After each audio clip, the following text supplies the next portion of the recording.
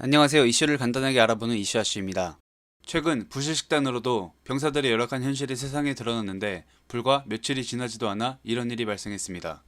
오늘은 페이스북 페이지 육군훈련소 대신 전해드립니다에 올라온 22사단 군 간부가 병사를 폭행한 사건을 알려드리겠습니다. 22사단 소속으로 복무 중인 한 용사가 다른 중대와 풋살 경기를 하는 도중 타 중대의 간부가 글쓴 이에게 공을 뺏길 때마다 다가와서 멱살을 잡고 결국 오른쪽 무릎을 폭행하여 골절이 생겼습니다.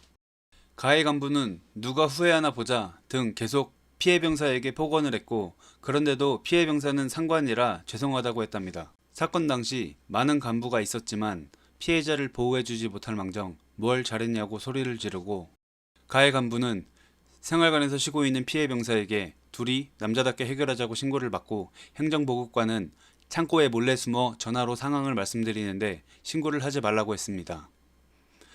참, 자기들 군생활에 문제가 생길까봐 저러는 거 아닙니까?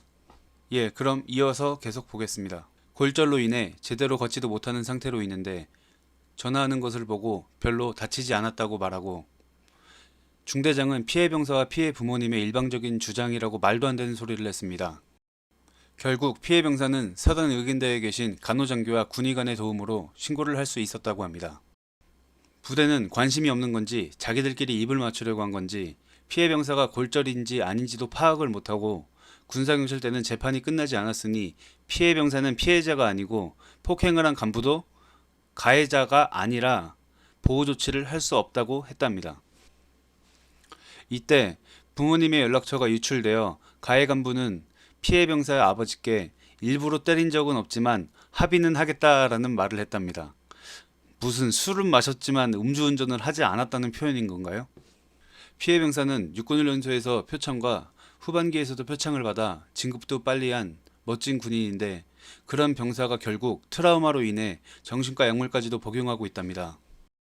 마지막으로 피해 병사는 국민신문과 국방헬프콜 1303에서 아무런 조치를 받지 못해 이 글이 많이 퍼져 자신의 억울함을 많은 사람들이 알아주길 바란다고 하였습니다. 아니, 도대체 병사들 간의 폭행과 부조리가 없어진 지 얼마나 되었다고 간부가 병사를 폭행해서 그것도 훈련할 때 일어난 게 아니고 축구하다가 공을 많이 뺏겨갖고 피해 병사를 무릎을 골절시킬 정도로 폭행을 했다? 근데도 자기들끼리 군생활에 문제 생길까봐 일을 덮으려고 하고 참, 그러니까 다 군대 안 가려고 하는 거 아니겠습니까? 지금까지 시청해주셔서 감사합니다. 이상 이슈아슈였습니다.